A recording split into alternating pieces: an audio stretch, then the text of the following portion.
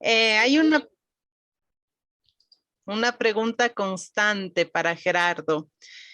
Hasta Dios nos dice que debemos de perdonar y siempre, pero tengo eso que es perdonar, que aguantarme la situación, porque yo vivo perdonando a mi esposo ya un montón de tiempo y todos me han dicho que me aguante y que le aguante y que es la cruz que tengo que cargar, pero ¿hasta cuándo aguantar? ¿Cómo es? ¿Cómo diferencio hasta dónde aguantar de lo que debo de perdonar? Y ahí también me entra la justificación porque justifico a mi esposo, pero ya estoy perdida. Gerardo, que nos aclares, nos ilumines, por favor. Es todo un tema, ¿no? Porque una cosa es perdonar, comprender, y otra cosa es soportar situaciones de violencia, de injusticia. Esto no corresponde. Creo que en la medida de lo posible las cosas hay que hablarlas, por cierto. Eh, y bueno, y hay que saber poner también un límite, ¿no? Pero bueno, cada caso es único. ¿Cómo dar un consejo desde tan lejos, sin conocer toda la situación? Habría que ver qué dice ese esposo también, ¿no? Eh, es un tema difícil. La convivencia siempre es difícil. Amar en abstracto es fácil. Amar a los negritos del África es fácil. Amar a los esquimales es fácil. El tema es con los de la propia casa, con los de la familia. Y el mismo Jesús tuvo sus inconvenientes con sus familiares. ¿Se acuerdan ustedes ese pasaje? Vino su madre y sus hermanos y quedándose fuera lo mandaron llamar, ¿eh? Porque decían que estaba desequilibrado, porque decían que estaba fuera de sí. Juan, si no me equivoco, 7:3, es que ni siquiera sus hermanos creían en él. Siempre entre los familiares hay conflictos. A mí muchas veces en casa mis hijas me dicen, papá, acá no sos profesor. Claro, pero bueno, y ahí me tengo que reubicar. Y a mí no me gusta mucho dar consejos porque lo que a una persona le sirve, a otra la mata. En el mismo río uno se pega una zambullida y una refrescada preciosa y otro se ahoga en el mismo río. Entonces, esto de dar consejos así en abstracto, mucho no sirve. Pero bueno, tener paciencia por un lado y al mismo tiempo tener fortaleza y valentía, ¿no? Para decir. Pero bueno, acá nos estamos también metiendo en temáticas de género, de violencia de género, de desigualdad. En muchos de nuestros países las mujeres todavía siguen siendo muy dependientes de los varones, siguen siendo muy dependientes del que dirán, sobre todo en los pueblos más pequeños. Cuando un matrimonio fracasa, ¿cuántas veces la madre le dice a la hija, no supiste defender tu matrimonio? Cuando a lo mejor el marido era un violento. Pero están esos mandatos arcaicos, ¿no? Que siguen teniendo su peso. Por eso, bueno, pero qué lindo que, como ahí lo ha dicho Katy, como lo repitió también Lauren, ustedes son familia, entonces ayúdense como familia. Eh, crean, hay que crear lazos de amistad profunda, de amistad espiritual. Hay que tener amigos y amigas espirituales con los cuales poder hablar de nuestros problemas reales, no de los problemas de otros, no de cosas abstractas, sino de problemas concretos. ¿Cómo puedo resolver esta situación? Para eso están los amigos, las amigas. Cultivemos esas amistades. Es algo que me parece que nos falta todavía en nuestras comunidades crecer en eso, en crear lazos de amistad profunda, personas con las cuales podamos mostrarnos tal cual somos. yo acompaño a 2 o 3 personas que ni siquiera sé quiénes son, ni siquiera me dan su nombre, me escriben con seudónimo. Y sinceramente muchas veces siento la tentación de decir, pues no te atiendo más, porque ya hace cuánto tiempo que me estás hablando, vos sabés quién soy yo y yo no sé quién sos vos. No sé si me estás hablando de verdad o me estás provocando para ver qué pienso yo sobre tal y cual tema. Pero bueno, pienso por otro lado que a lo mejor es una persona que está sufriendo, que ha sufrido mucho, que no es capaz de rebelarse porque tiene miedo, porque le han más de una vez maltratado. Y bueno, pero perdóneme la hermana entonces que no le puedo dar un consejo concreto porque habría que ver esa situación. Lo que sí digo, por un lado, paciencia, pero por otro lado también saber poner un límite. Hasta acá llegamos, hasta acá llegamos. Gracias, Gerardo. Pregunta de Adriana. Ay, ya se me confunde. Aquí está. Según el contexto del versículo 1, por un lado, los fariseos y escribas que critican a Jesús y por otro, la respuesta hacia ellos con las 3 parábolas, concretamente la del hijo pródigo.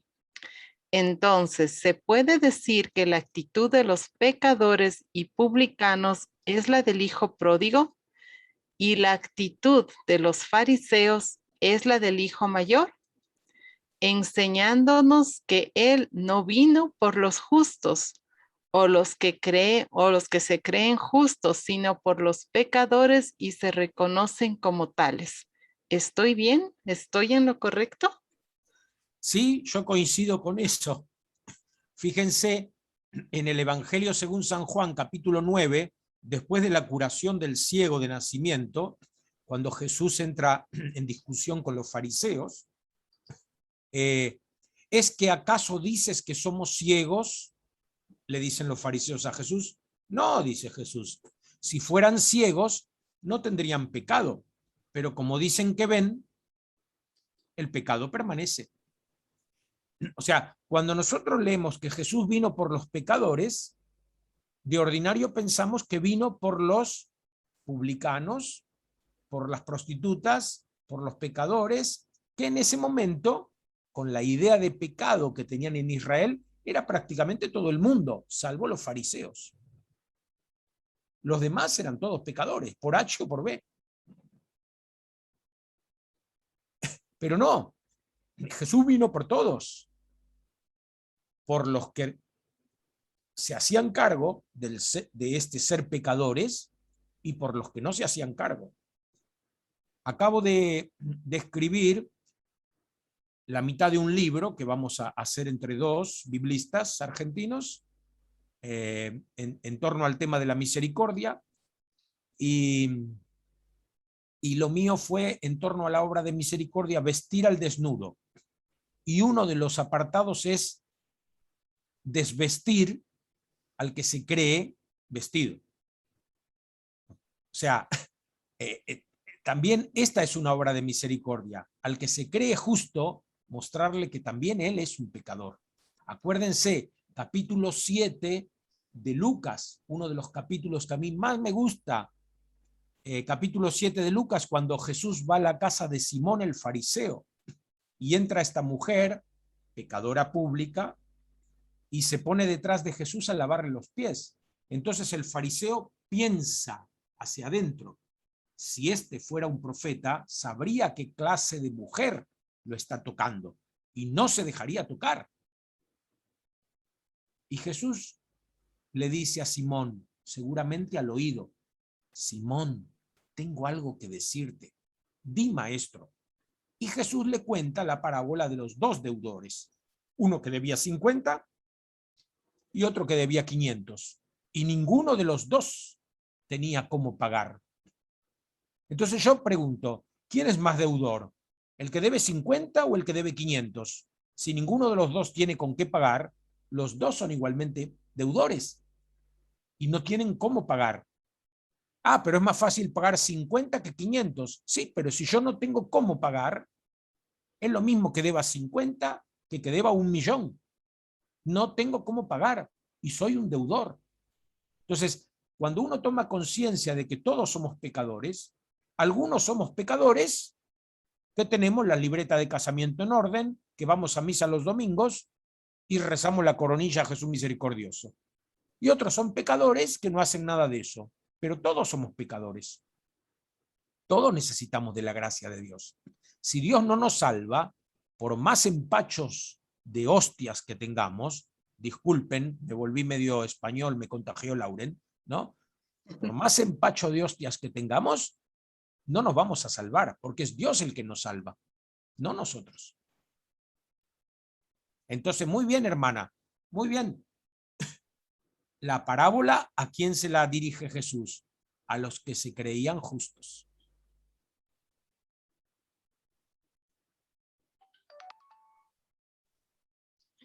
Gracias, Gerardo. Esto de tomar conciencia, qué importante que es, ¿no?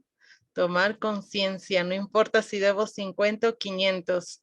Me hiciste recordar alguna vez en mi adolescencia, a un primito se le rompieron sus huevitos y mi tía estaba molestísima y mi primo asustadísimo, 6 añitos, ¿y ahora qué voy a hacer? Ay, toma $1 y compra los huevos y fin del problema. Pero luego mi mami me hizo tomar en cuenta y me dijo, para él era un problema grande porque él no tiene ese $1. Para él su mamá está disgustada, toma conciencia de, le ayudaste, perfecto, pero tomaste conciencia, asumiste de lo, para lo que él estaba en un problema enorme, porque él no tiene ese $1. Para ti, en cambio, ahora como ya eres, ya te damos una mesada y qué sé yo, para ti $1 y deja de llorar y deja de fastidiarme la vida, eso no es un problema. Mío es el problema. Yo tengo un problema que no me acepta tal chico en mi adolescencia, ¿no? Pero ahí tomé conciencia y dije, es verdad, para él era un problema grande el haber roto los huevos. Y para mí era mi problema que no me hace caso un chico. Y para mi mamá a lo mejor era un problema no tener que darnos de comer todo el mes. Pero para cada uno es un problema enorme, así que no hay que minimizar los problemas. Me hiciste recordar, qué bonito, Gerardo, gracias. Mateus, por favor. Bueno, mi pregunta sí será un poco que polémica justamente porque así hace unos meses que estoy intentando contestarla, pero no, como no tengo todo el conocimiento, hice la pregunta a Katy y Katy me recomendó que preguntase a usted, Gerardo. Voy a huir un poquito del tema porque justamente llegó hacia mí por unos jóvenes de la parroquia y dando razones y citas bíblicas. Eso que más me llamó la atención, que era sobre el tema de la homosexualidad. Y ellos me hablaban que hicieron un estudio, en este estudio bíblico, hablaron que en Levítico, cuando se habla que un hombre no podía acostarse con otro hombre, como un varón no se acostarse con otro varón, como una mujer, estaba hablando justamente del culto a Dios, de que el culto a Dios no podría ser como era el culto con de los pueblos vecinos que involucraba la relación sexual. Y después que cuando Pablo hablaba también en Primera Corintios, déjame ver aquí que yo anoté, Primera Corintios 6, versículo, 1 Corintios 6, cuando Pablo habla que no hagan ilusões, ni los inmorales, ni los idólatras, ni los adultos, ni los afeminados, y ni los pervertidos entrarán en el reino de los cielos. Y está hablando justamente de, no utiliza el termo que en este tiempo aún, que fue existir solamente a partir de 1960 el termo homossexual, y Pablo no está hablando de ellos ahí, está hablando mucho más de quien cometía pederastia, de quien estaba involucrado con situaciones, porque era el mundo griego y romano de la época.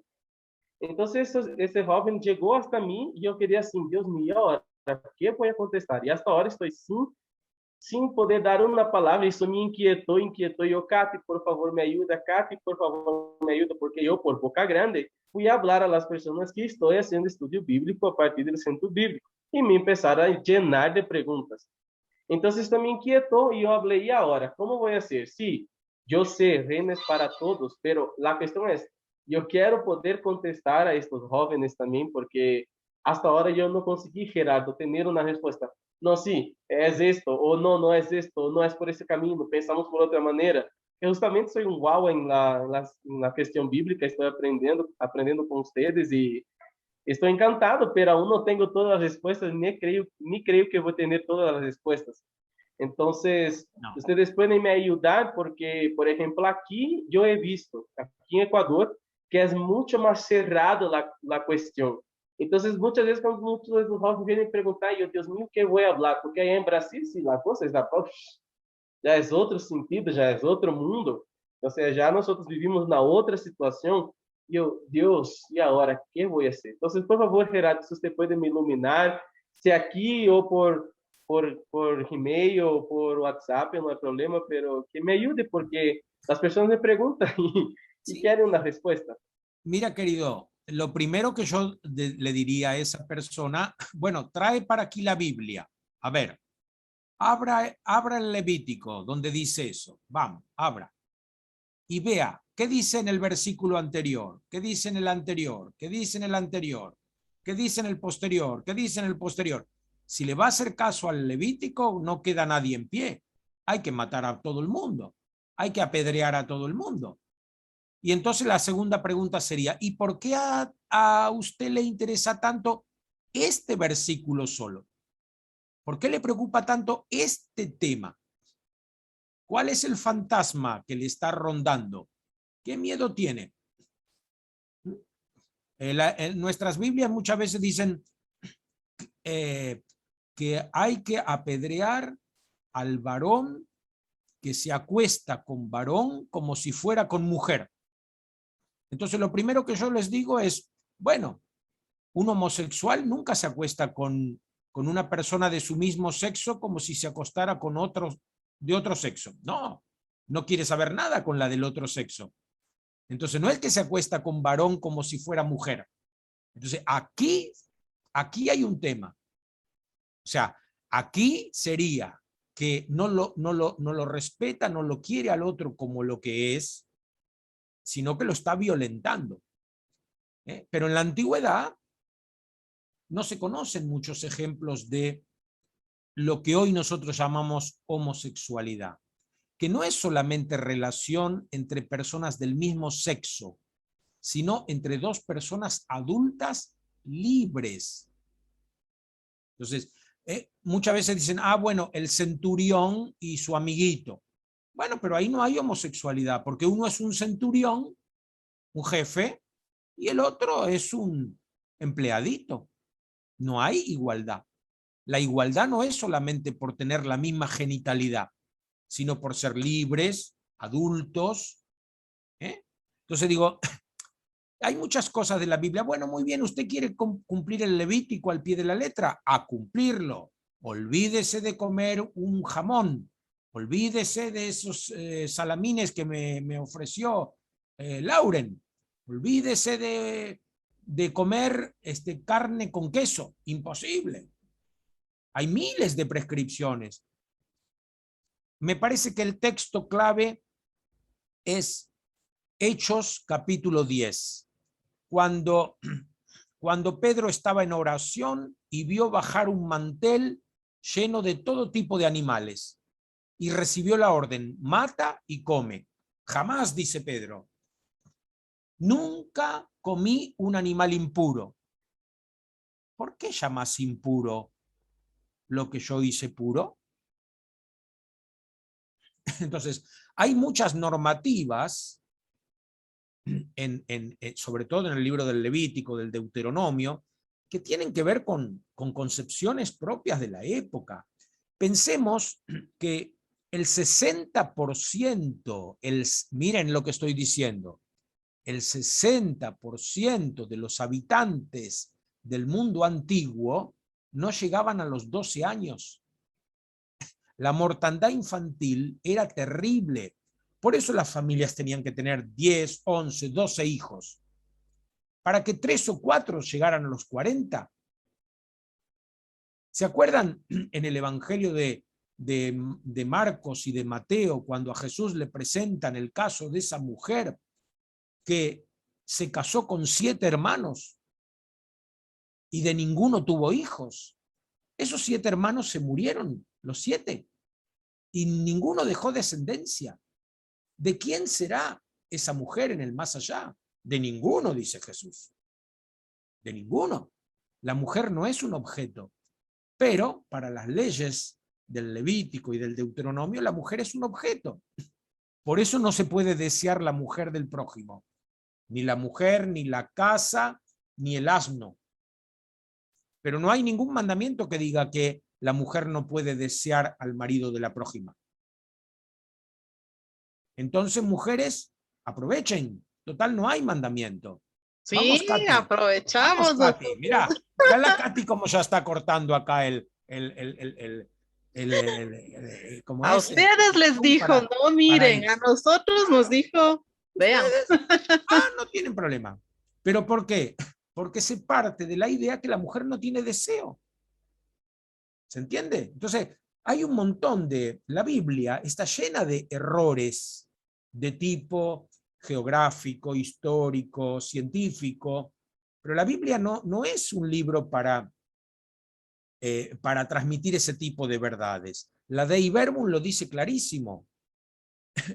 Las Sagradas Escrituras contienen verdades para nuestra salvación. Verdades para nuestra salvación. Por eso cuando a mí a veces me preguntan, ¿cómo sabemos si nosotros interpretamos bien o mal un pasaje? Bueno, si se interpreta bien, no siempre es fácil, porque no hay una sola interpretación. Entonces, el grado de bien interpretado de un texto, ¿quién lo puede medir? Lo que sí yo tengo claro es cuando hay mala interpretación. Cuando la interpretación lleva al desánimo, a la culpabilidad, a la estigmatización, al dejar a alguien de lado, a pensar en otro y no en mí, ahí hay mala interpretación, porque ahí no hay mensaje de salvación, ahí no hay buena noticia. ¿Se entiende? Entonces, este es todo un trabajo, ¿no? Pero muchas veces nos pasa. A mí no se imaginan la cantidad de cosas que me dicen, a veces agraviantes también, ¿no? Porque digo estas cuestiones. Pero bueno, tomen la Biblia al pie de la letra. Ahí dice el Levítico que al hijo, a la hija que trabaja en sábado hay que reventarle la cabeza contra una piedra. Vamos, a reventársela. Mis 2 hijas trabajan en sábado, entonces las tendría que haber matado las 2. Sí, sí, Voy a Gerardo. cumplir al pie de la letra. E é justamente isso. Assim, ele estava, como eu posso dizer, e ele estava tentando desconstruir esta situação comigo, Claro. né? E porque ele é homossexual e chegou para mim falando isso. Você aqui, Mateus, vês que o verbo que e me apresentou hasta em hebraico, tanto que me deu mais interesse em estudar a Bíblia em hebreu para ver o que se passava, porque ele falou isso, tentou fazer uma desconstrução comigo do texto e falou: mira, que aqui o livro de Levítico é sobre o culto. Entonces, por eso no podemos llevar en cuenta y tal. Ahí yo, bueno, y no mandé a los, cuando yo no logro contestar, yo mando a los padrecitos. Pero mandar a los padrecitos también es una situación a veces que es muy más complicada. Entonces yo, bueno, yo voy a buscar, voy a estudiar, voy a ver y cuando tengo la respuesta te puedo hablar. Entonces, yo podría decir, Gerardo, justamente esto, persona, sí, está cierto en ese de pensar que si está hablando del culto, a culto a Dios no puede tener relación sexual.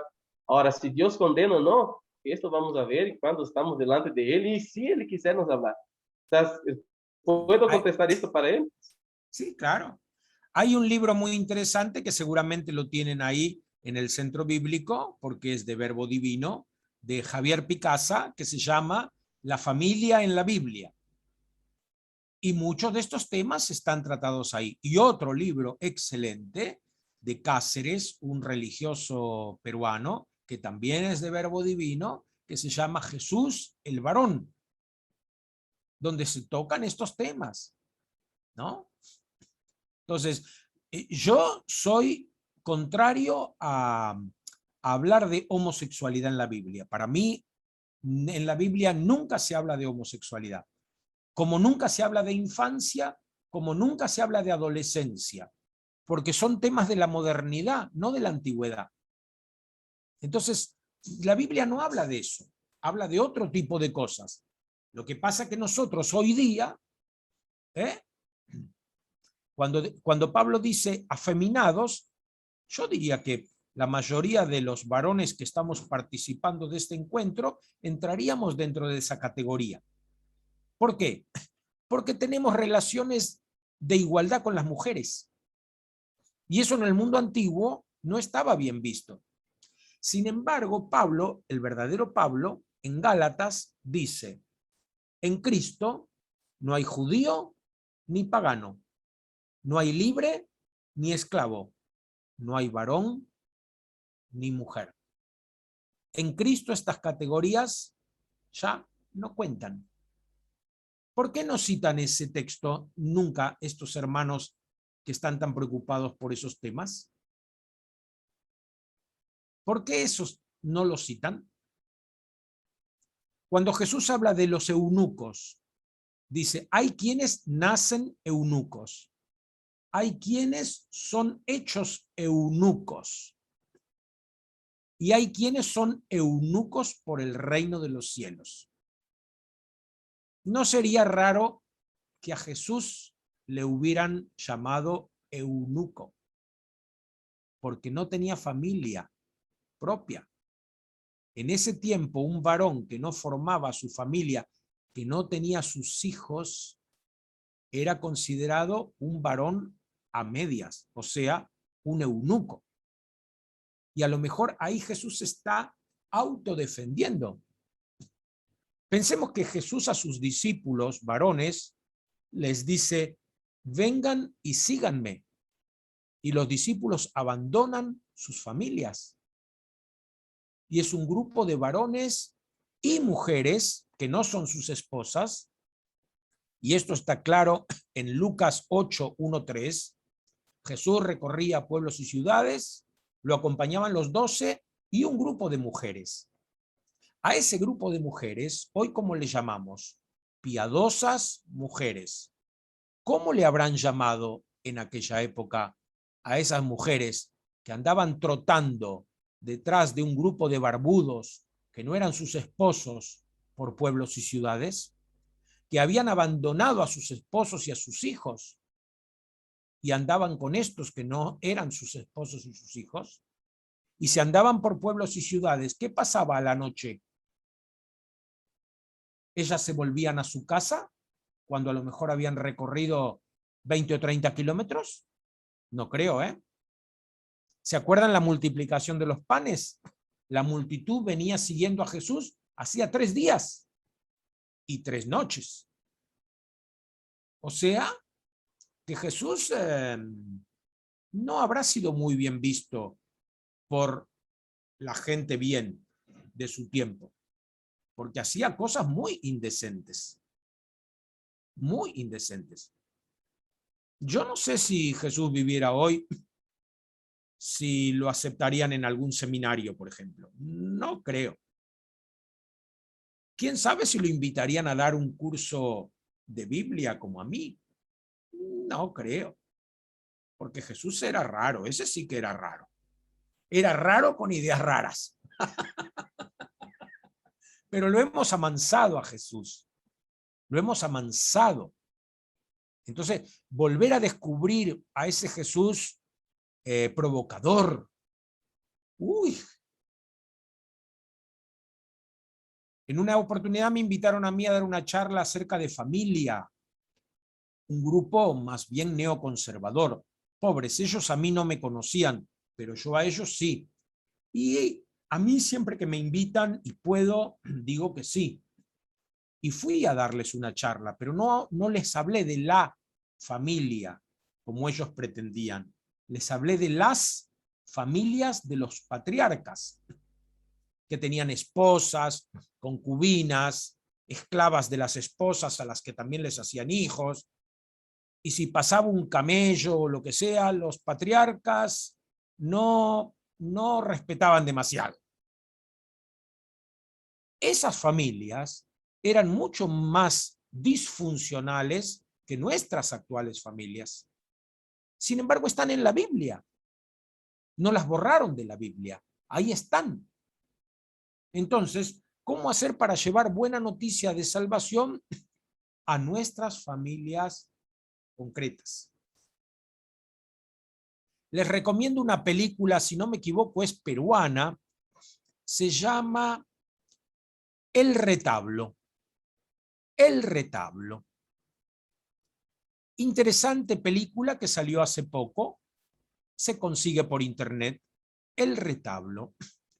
Habla de una realidad de la que estamos hablando en una situación de un pequeño pueblo de los cerros y el conflicto que se vive.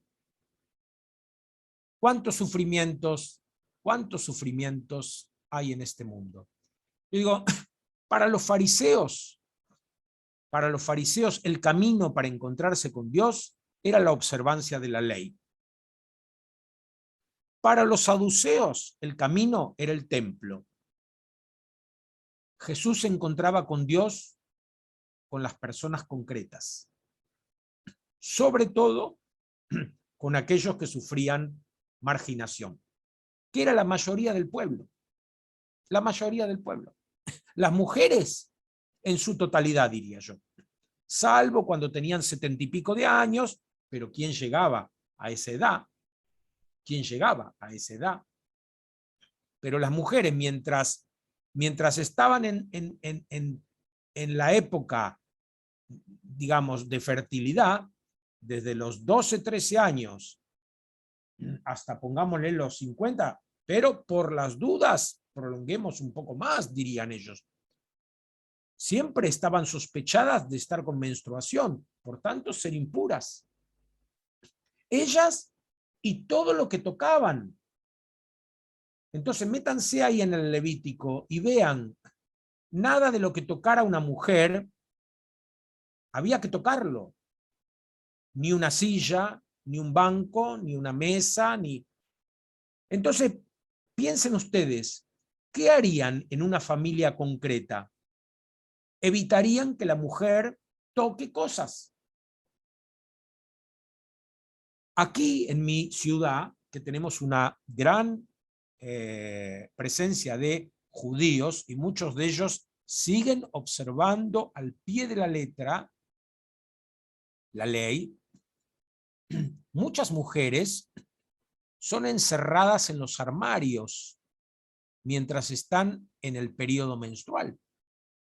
Encerradas en un armario. Hoy, 2021, hoy. Piensen en la época de Jesús. Y Jesús toca a las mujeres, Jesús se deja tocar. Hay un libro muy lindo de Gloria Ladislao, no sé si la han invitado ustedes alguna vez a Gloria Ladislao, es una biblista argentina muy interesante, un libro que se llama Jesús miraba mujeres. Interesante, ¿no? Porque ya el título es medio pícaro. Jesús miraba mujeres. Pero claro, ¿se acuerdan esa mujer que pone las 2 moneditas en el templo? Nadie la había mirado. ¿Quién va a mirar a esa viuda que pone 2 moneditas? Jesús la miró. Y hoy día, cuando comentamos ese texto, siempre nos vamos por el lado de la generosidad. Pero Jesús no alaba la generosidad de la mujer. Más bien Jesús denuncia el abuso del templo, que se queda con las 2 moneditas, que era lo único que tenía para vivir. Jesús no alaba la generosidad. Sin embargo, nuestros discursos van por el lado de la generosidad. Entonces, ojo con las interpretaciones que hacemos saliéndonos de la letra del texto. Bueno, perdón que me fui muy lejos. No, muchas gracias, Gerardo, nos iluminas. Vete nomás más largo. Vamos a escuchar a Anita Lucía, que tiene su manito levantada, por favor. Sí, muchas gracias, Carlita. Bueno, ahora que estamos hablando de este tema sabemos que para nadie es desconocido que las mujeres siempre hemos sido maltratadas, a veces hasta por las mismas mujeres que nos señalamos unas a otras. Y las más críticas de las mujeres somos nosotras mismas, que nos señalamos. Y hay que decirlo también, confesar que de pronto han utilizado como a la mujer como objeto pecaminoso, digamos así, cuando muchas veces nos dicen es que la mujer es como, o sea, por ella cae en pecado, es la que produce tentación, o bueno, es miles y miles de cosas. Mi pregunta es, o sea, nos han hablado que nuestro cuerpo es templo del Espíritu Santo, ¿sí? O sea, nuestro cuerpo es el... ¿Por qué entonces hablan de que la carne, o sea, en Juan, creo que Juan 6, si no estoy mal, habla que la carne no sirve para nada? O sea, he pedido respuestas, he hecho esta pregunta, pero la verdad es que no me han convencido porque siempre me dicen lo mismo, ¿no? Que no, que es que con la carne es con la que yo ofendo a Dios, que es que lo otro. Entonces yo me hago la pregunta, si mi cuerpo es templo del Espíritu Santo, ¿por qué no sirve? Bueno, Anita, a ver, estamos hablando del Evangelio de Juan. El Evangelio de Juan, entre sus características, tiene el tema de las dualidades. O sea, capítulo 3 de Juan, dice Jesús, es necesario nacer de lo alto. Y Nicodemo interpreta, ¿cómo hago para nacer de nuevo? Jesús está hablando de nacer de lo alto. Y Nicodemo dice nacer de lo nuevo, nacer de nuevo, nuevamente, volver a entrar al vientre de la madre. Capítulo 4, la mujer en el pozo. Jesús está hablando del agua viva y ella está hablando del agua del pozo. Los dos hablan del agua, pero uno tiene un sentido y otro tiene otro sentido. Yo creo que esto del capítulo 6 hay que entenderlo por ese lado. Hay una lectura carnal y hay una lectura espiritual.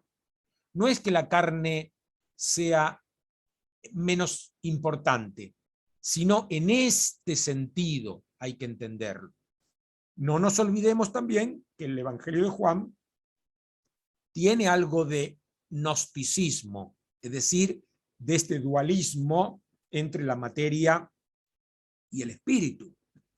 Pero acordémonos en el prólogo de Juan, el logos de Dios, lo más espiritual, lo más sublime, se hizo sarx. A veces traducen el verbo se hizo hombre. No, sarx es carne. El verbo, la palabra se hizo carne. Entonces, la carne no tiene un significado peyorativo. En este texto yo creo que se entiende por ese lado. Por eso, ¿no?, cuando nosotros decimos no hay que quedarse con la letra, sino con el espíritu. En este sentido, carne, letra, materialidad, biología. Yo digo, una persona nace macho, hembra o hermafrodita, ¿no? Así nace, pero hay que ver después cómo se desarrolla culturalmente, cómo se entiende a sí mismo. Mujer no se nace hembra, se hace mujer. Y como muy bien dijeron, son ustedes mismas, las mujeres, las que maltratan a las mujeres, porque la cultura la transmiten fundamentalmente las madres.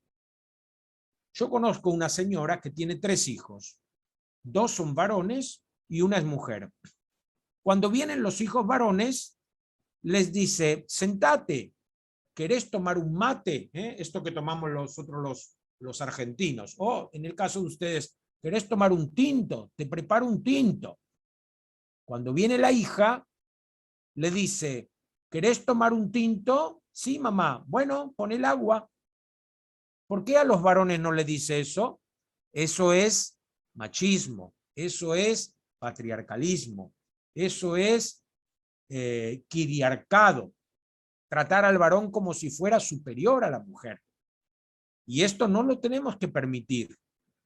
Pero no va a ser fácil, porque venimos de una cultura tremendamente patriarcal. Jesús no era patriarcal. Jesús no era patriarcal. Marta y María, capítulo 10 de Lucas. Marta es una mujer patriarcal. Quiere que María vaya a la cocina a fregar como ella. Y Jesús respeta el lugar que usurpó María, el lugar de un discípulo, sentada a los pies de Jesús. Que nadie le quite ese lugar. Las mujeres en la iglesia primitiva tenían un rol muy importante. El primer diácono que aparece en los evangelios es una mujer, la suegra de Pedro. La primera que sirve a Jesús, la suegra de Pedro. Diaconeo es el verbo que se usa. Y las mujeres, acoleo y diaconeo. Acoleo, de ahí viene acolitado, seguían. Diaconeo, servían a Jesús. Las mujeres diaconaban y acolitaban. Con esto no estoy queriendo decir que sigan peleando las mujeres para subir al altar y ponerse una estola. No pierdan el tiempo. No es esto el servicio que tienen que prestar. No. Hay miles de servicios que son mucho más importantes que ese. Justamente la transmisión de la cultura. Transmitir una cultura evangélica, cristiana, de respeto por el derecho del otro, sea quien sea, haga lo que haga con su vida. Pero nos va a costar, Nos va a costar. Gracias, Gerardo. Y para profundizar más desde la visión de una mujer, aquí tenemos el Satanes, que lo conoce Gerardo y que hemos compartido tardes muy ricas y de formación con ella. Las mujeres en el movimiento de Jesús, el Cristo.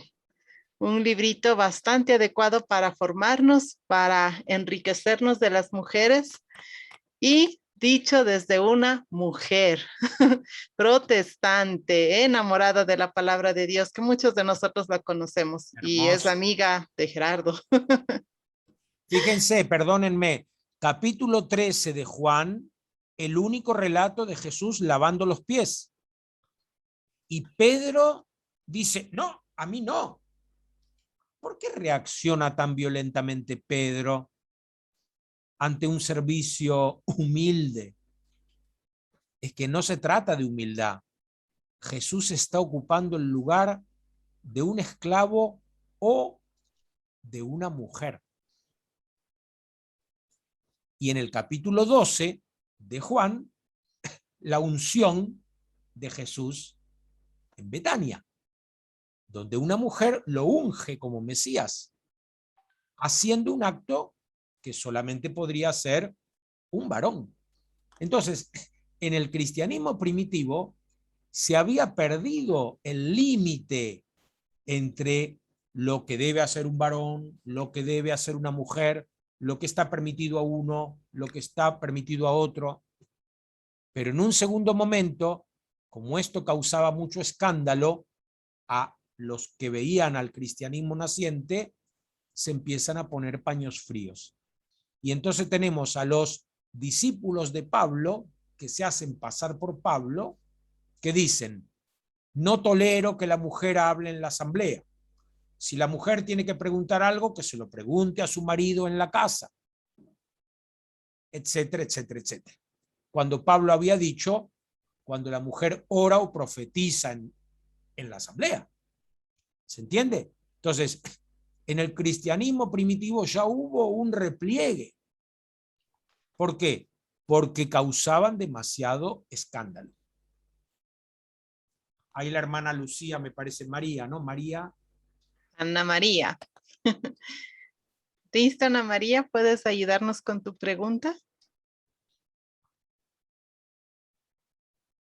María de la Cruz. Allá. Sí. Sí, buenas tardes. Buenas tardes, madre. Gerardo, y buenas tardes, padre, Katica y demás compañeros, ¿sí?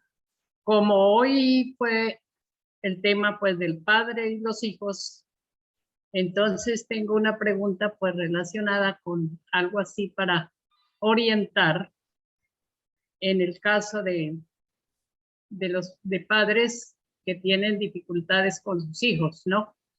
El caso de pues de muchos hay, pero uno que debo darle unas orientaciones, entonces, bueno, él tuvo una unión libre con una señora y de ahí tuvo 2 hijos, ¿bien? Bueno, ¿hasta qué punto los ayudó de pequeños hasta determinada edad? Bueno, y después también entonces viene a tener otra unión con otra señora, ¿no? Bueno, los muchachos primeros fueron creciendo, después vienen otros. Entonces aquí los jóvenes ya a su mayoría de edad y todo eso buscan demandar al papá porque no les ayuda. En la juez o la persona que les atiende, bueno, los llama y todo eso y preguntan, bueno, ¿cuántos años tienen los jóvenes? ¿No? Pues ya tienen 20, 21, 22 años. Entonces les dice, no, pues trabajen, que ya es hora que puedan trabajar y no esperen que su papá les dé, ¿no? Entonces la pregunta es que, es decir, ahí ellos jamás han vuelto a hablar con su papá, ni a saludarlo, ni a contarle nada, y seguramente que él pues tampoco, ¿no? Entonces, ¿qué hacer y cómo orientar esos casos así? Muchas gracias. Bueno, yo en vez de responder, voy a contar una historia.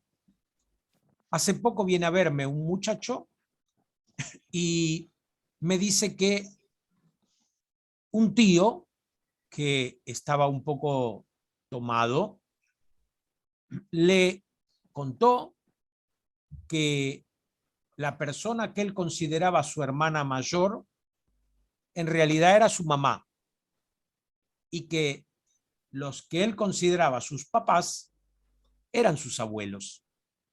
Entonces él vino muy compungido y me dijo, me han mentido. Sí, le dije yo, tu tío te ha mentido porque tu hermana mayor puede haberte parido, pero los que te criaron son tus padres, aunque no sean tus padres biológicos.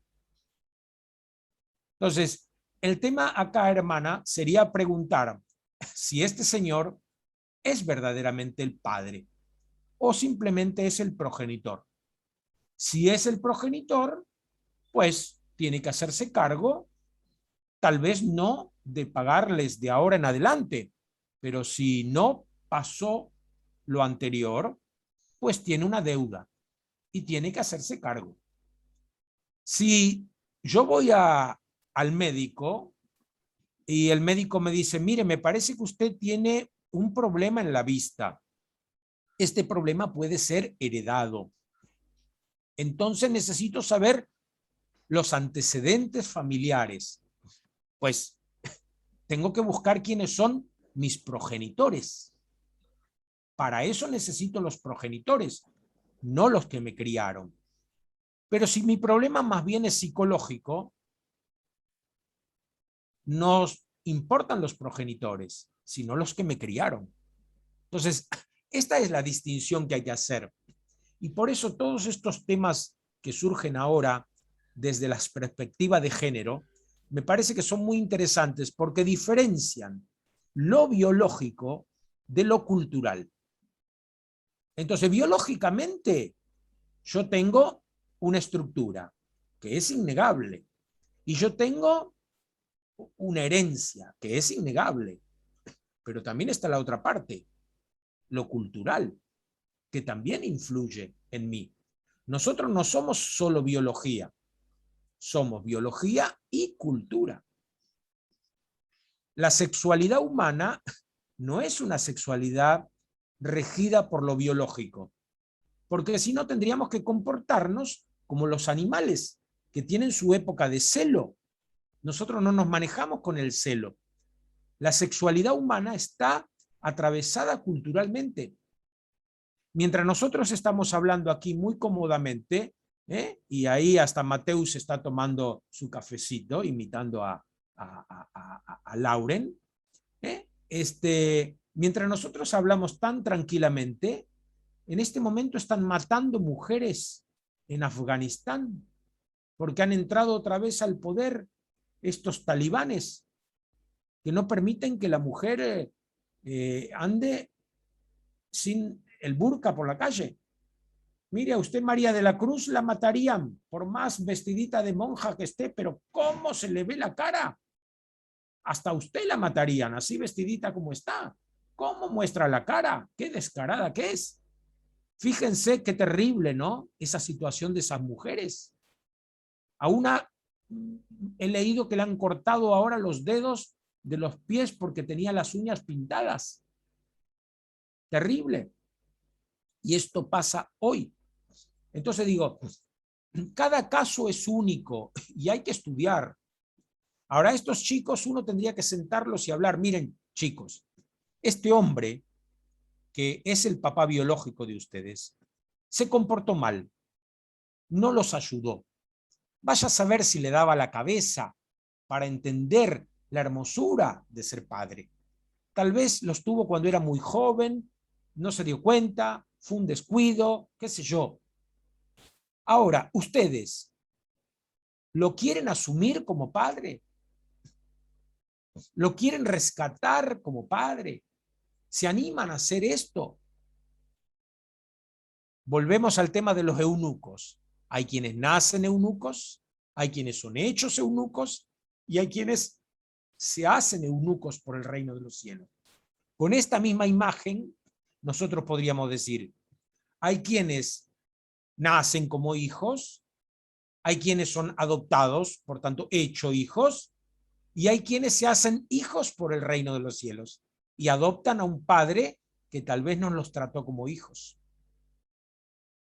¿Se entiende? O sea, los que hemos optado por seguir a Jesús, tenemos que repensar nuestros roles, como mujer, como varón, como hijo, como esposa, como padre, como abuelo. No es lo mismo ser abuelo biológico que ser abuelo siendo discípulo de Jesucristo. Es otra la forma de ser abuelo. Entonces, nosotros que hemos optado por ser discípulas y discípulos de Jesús, cualquier rol que nos toque vivir, debemos hacerlo desde esa categoría. Entonces, ahí, querida hermana, usted, como buena madre, se sienta con estos chicos y les dice, miren chicos, ustedes acá tienen dos caminos, o tratarlo a él de la misma forma que él los trató a ustedes, o mostrar que ustedes tienen otros sentimientos y son capaces de superar. Si ustedes no superan esto, van a seguir arrastrando el cadáver de su padre por mucho tiempo. ¿Se acuerdan cuando Jesús le dice a ese, ven y sígueme, deja que primero entierre a mi padre? ¿Y qué le responde Jesús? Dura respuesta. Deja que los muertos entierren a sus muertos. Yo creo que esto también nosotros lo podemos aplicar a nuestras vidas. Cuando a veces, ¿no?, vienen con algunos planteos de que la institución, que mi obispo es... Yo digo, dejen a los muertos que entierren a sus muertos. Esto es algo que no tiene futuro. No perdamos energía en esto. Pero en lo que podemos cambiar, modificar, mejorar, ahí sí metamos energía. Si ellos le piden plata al padre por venganza, Qué lástima. Ahí tendrían que hacer un curso de El arte de perdonar con Ariel Álvarez Valdés. Hay que invitarlos mañana, que no se lo pierdan a ese biblista en serio. El arte de perdonar. Se puede perdonar a los enemigos, se puede perdonar a un padre que maltrató, a un padre que no pagó su cuota, a un padre que abusó. Y se puede o no se puede, pero el que no lo perdona, ¿gana algo? No, pierde mucho. Pero bueno, y volviendo a la cita, ¿no?, que Ana Lucía hacía de la carne y el espíritu en Juan 6, al final, que es el evangelio del próximo domingo. Si nosotros no nos dejamos llevar por el espíritu y seguimos sometidos a la carne, vamos a sufrir más. Porque la carne, pero ojo, no entender esto como una desvalorización del cuerpo. No tiene que ver la carne con el cuerpo. El cuerpo es el individuo, la persona, la identidad. Por eso nosotros no decimos que Jesús resucitó en carne, sino en cuerpo y alma, es decir, la identidad de Jesús. No soy un fantasma, soy yo, les dice Jesús. Este es el cuerpo. Pero bueno, eso es para otro tema. El año que viene, el retiro del año que viene, Lauren ya está tomando nota ahí. Pero llamen a biblistas en serio, no pierdan el tiempo. No, que va, con Gerardo, nos quedamos con Gerardo, con Ariel, con todos, porque son riqueza. Mateus, ¿tu pregunta? No es tanto una pregunta, justamente es para que agradecerle, porque yo sí, Ariel, perdón, estaba leyendo cosas de Ariel. Gerardo, justamente usted estaba hablando de reescribir la parábola. E eu me parei bolas assim, depois que você falou assim, sentei, comecei a reescrever a parábola. E já havia hecho a situação dentro da formação para reparar esta relação com meu papá. E como é importante saber essa situação. Já le havia todo hecho, pero não havia puesto mi papá dentro de la con ese viés de la Sagrada Escritura.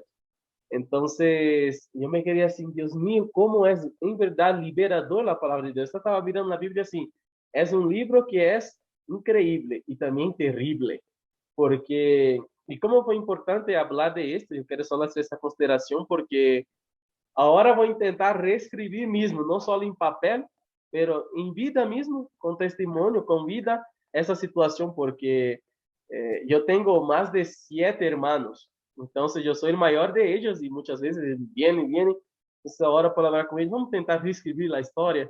Y creo que fue una de las situaciones que mejoró así mi día, así, una escala de, si era 100, 99.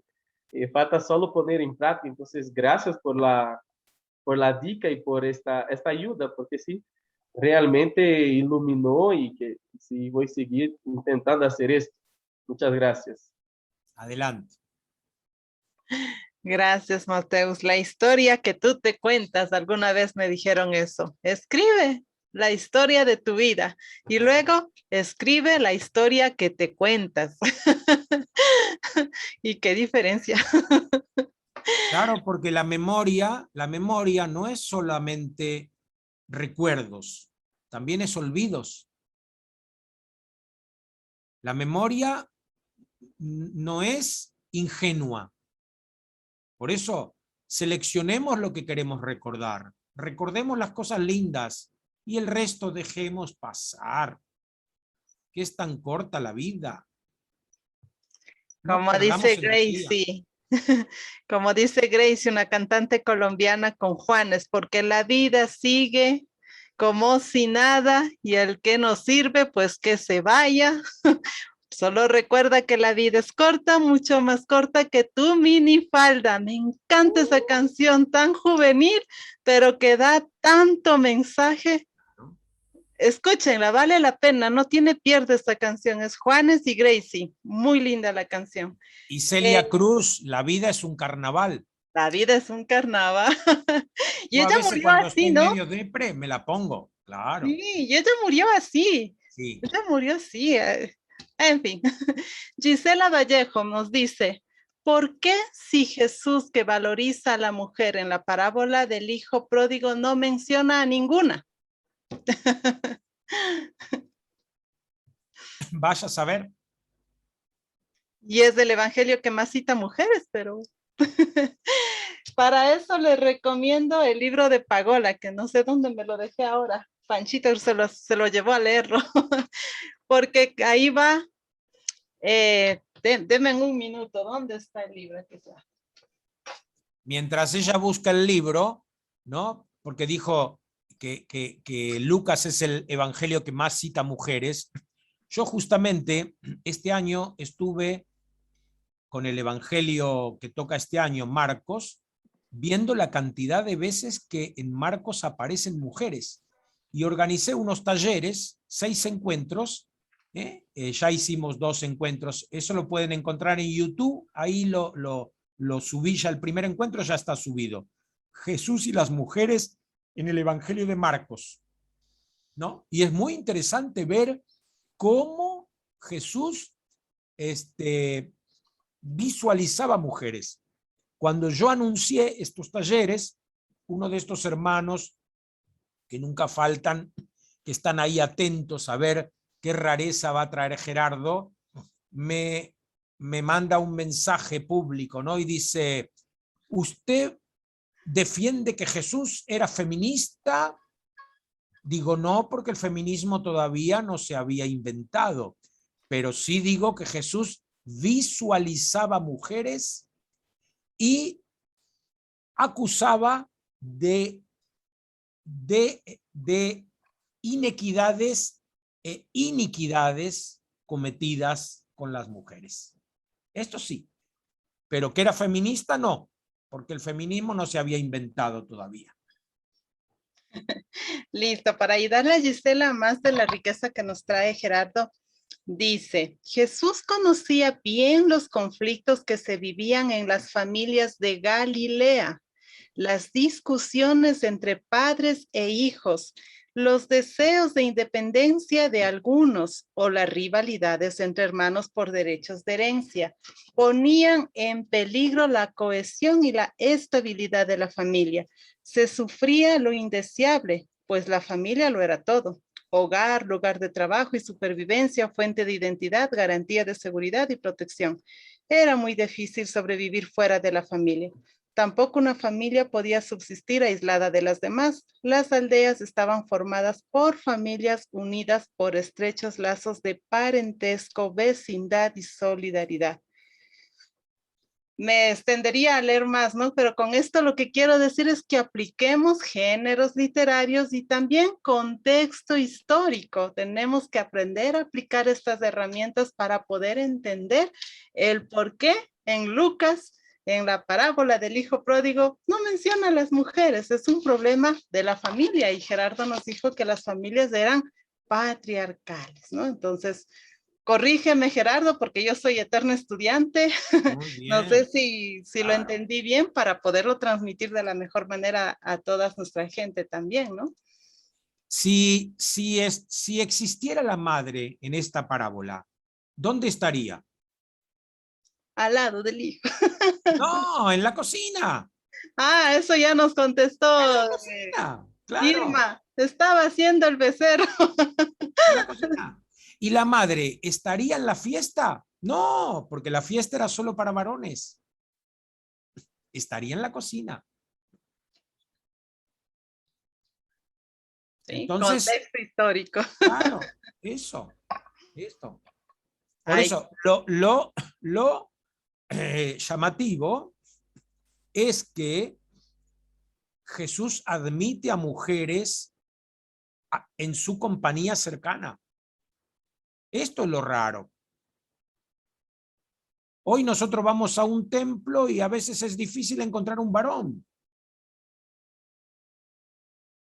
Pero en lo de Jesús es al revés. Las mujeres no entraban al templo en la parte, digamos, del templo propiamente dicho. Quedaban a las afueras.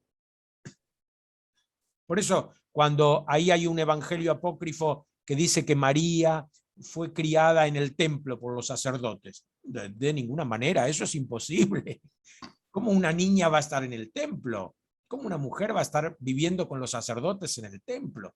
Aparte que los sacerdotes no vivían en el templo, los sacerdotes cumplían una función durante unos días al año y después volvían a su familia.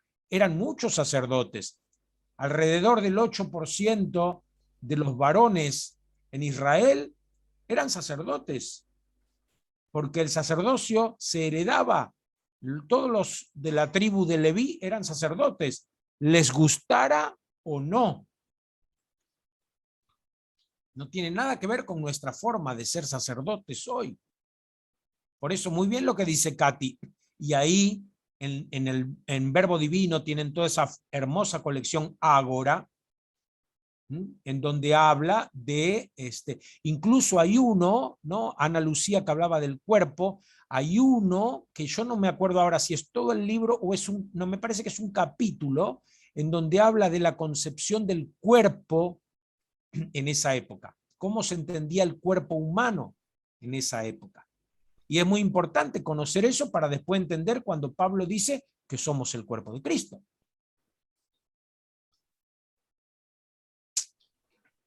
Bueno. Sí. Y la última pregunta, y aquí con esto nos vamos a despedir. Ireri nos dice, en la cena del aposento alto, ¿las mujeres se sentaron a la mesa con Jesús? El texto no lo dice, pero yo me imagino que sí. Yo me imagino que sí.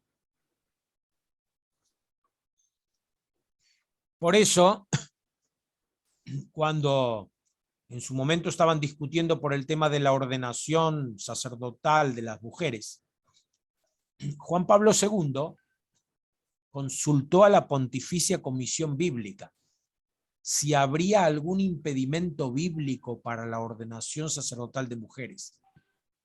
Y la Pontificia Comisión Bíblica, formada por biblistas, por unanimidad le contestó: no habría inconvenientes desde la Biblia. Por unanimidad, cosa rarísima, que todos los biblistas se pongan de acuerdo. Y Juan Pablo II no le hizo caso y dijo: no se pueden ordenar mujeres porque Jesús no ordenó a ninguna mujer. Y yo digo, muy bien, Juan Pablo, está en lo correcto. Pero lo que se olvidó es que tampoco ordenó a ningún varón. No hubo una ceremonia de ordenación. La tradición posterior encontró en las palabras de Jesús: hagan esto en memoria mía. Encontró ahí un argumento para justificar una práctica eclesial. Entonces, esta yo creo que es la gran humildad que tenemos que tener. Muchas veces vamos a las Escrituras para justificar nuestras prácticas. Pero la animación bíblica lo que propone es volver a las Escrituras para cuestionar nuestras prácticas. Hasta dónde nuestras prácticas realmente siguen la lógica de Jesús, siguen la lógica de Dios. Para terminar, cuando a Jesús le preguntan por el tema del divorcio, ¿está permitido al varón divorciarse de la mujer? Jesús le responde a los fariseos: ¿qué les dice Moisés?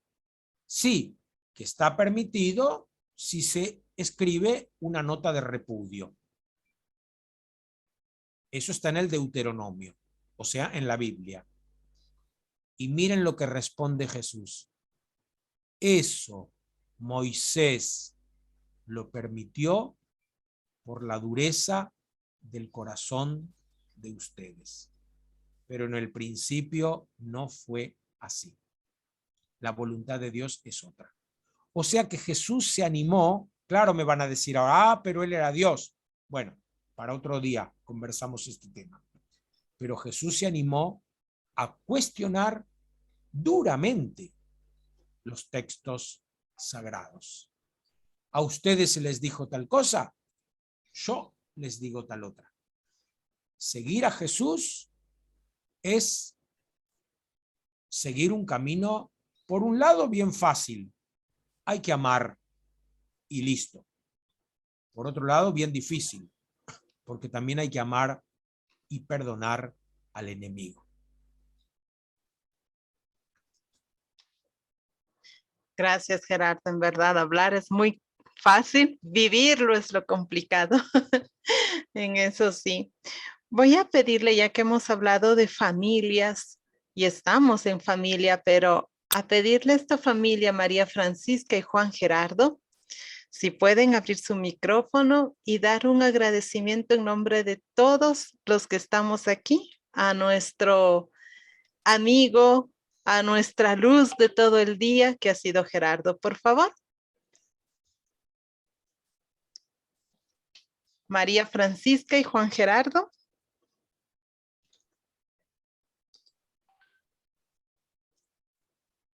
¿Algún problema? Ahí están, ¿ya?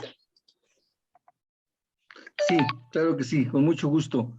La verdad, pues es un placer el pertenecer a esta gran familia a la que yo creo como muchos o algunos llegamos a través de una promoción en las redes sociales y nosotros lo sentimos que pues es una bendición. El Señor es quien nos trajo a esta gran familia y hemos disfrutado mucho y aprendido mucho en cada uno de los temas que hemos visto.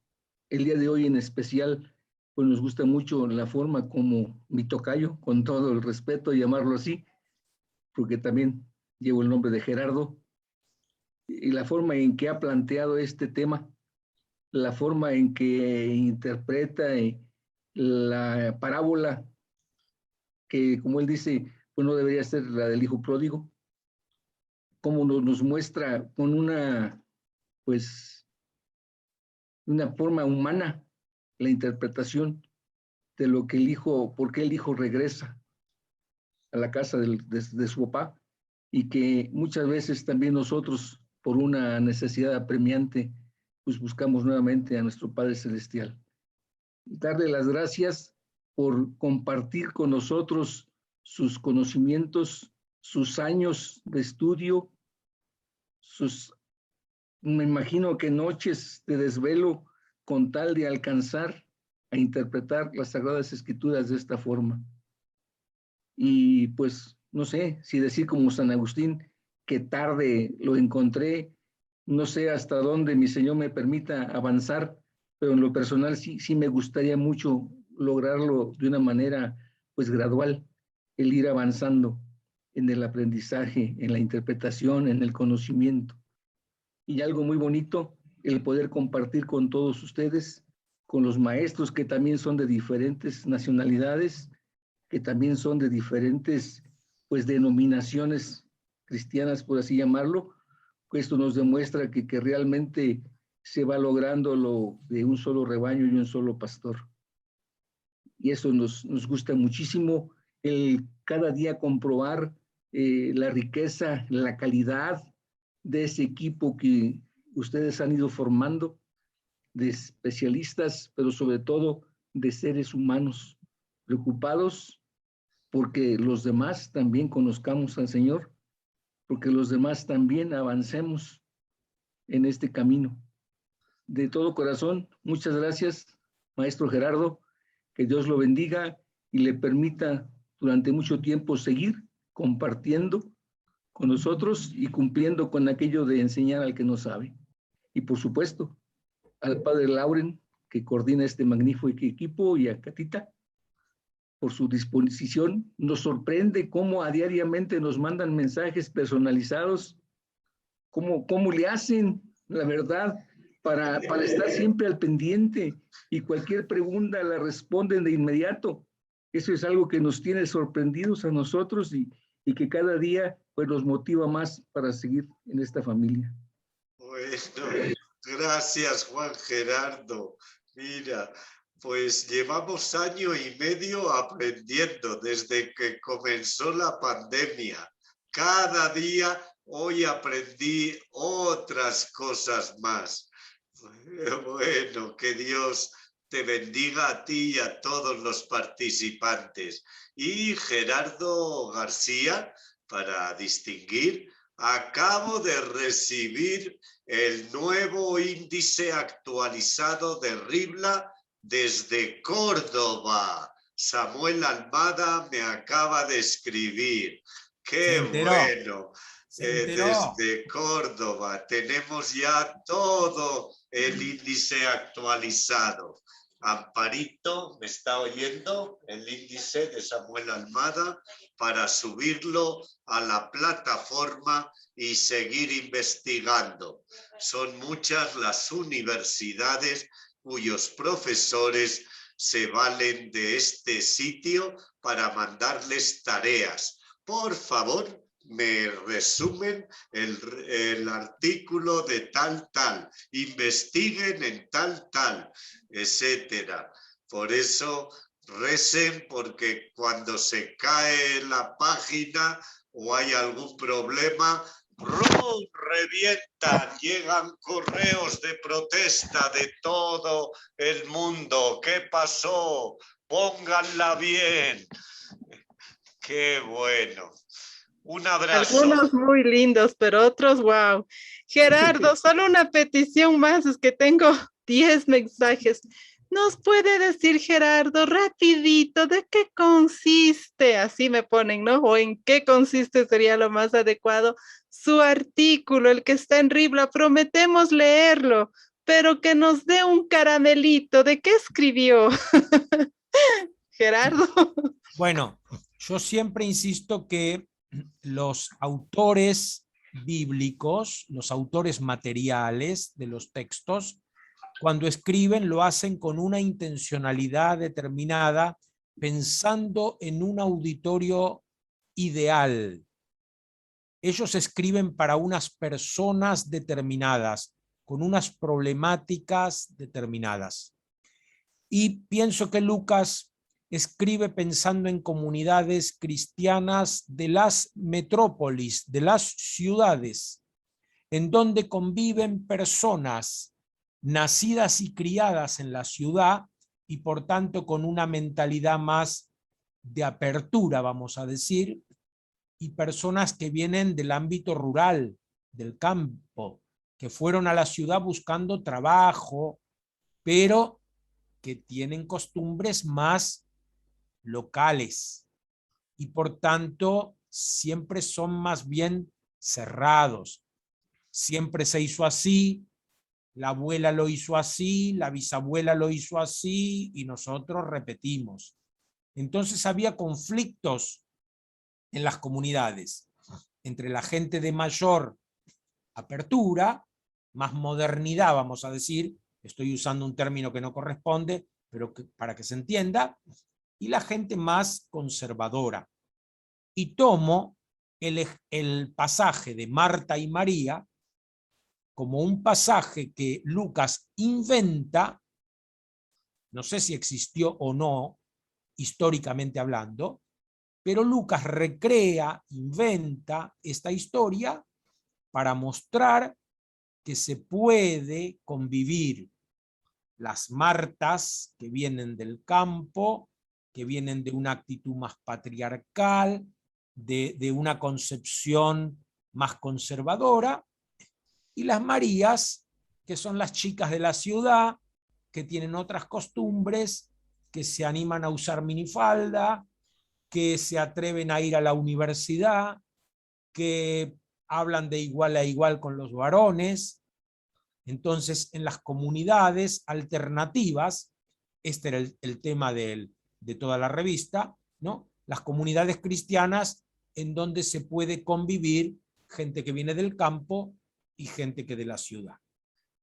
Eso traté de hacer para acomodar. Muy bien, Gerardo, así mismo. Muy bonito número. Y para que no se equivoque la gente, que no crean que es una revista para ojear con fotos.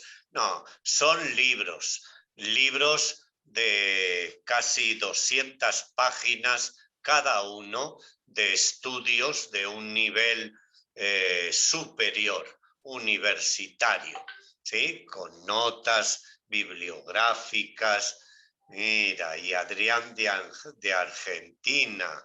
¿Qué le pasa a Adrián que se escribe por correo en lugar de estar acá? Bueno, ya vamos terminando.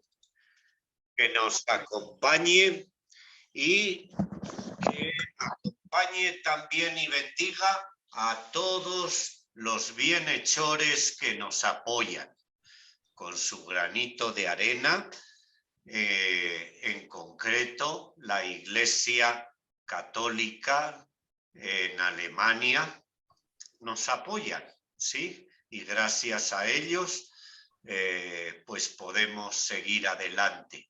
Y esos aportecitos voluntarios de ustedes también nos apoyan. Porque, bueno, Dios bendice, sí. Y aunque siempre nos preocupa cómo llegar a fin de mes, pagar los suelditos, pero siempre cae del cielo el maná. Pedimos a la Virgen que acompañe a todos los bienhechores. Advenia. Dios te salve María, llena eres de gracia, el Señor es contigo. Bendita eres entre todas las mujeres, y bendito es el fruto de tu vientre Jesús. Santa María, Madre de Dios, ruega por nosotros pecadores, ahora y en la hora de nuestra muerte. Amén. Que el Señor esté con ustedes. Y con tu espíritu. La bendición de Dios Todopoderoso, Padre, Hijo y Espíritu Santo, descienda sobre ustedes y permanezca para siempre. Amén. Gracias, amémonos, pero sobre todo seamos felices. Si somos felices es porque nos amamos así, aceptándonos como luces y sombras que somos. Miriam, te escuchamos. ¿Cómo va tu cuñada?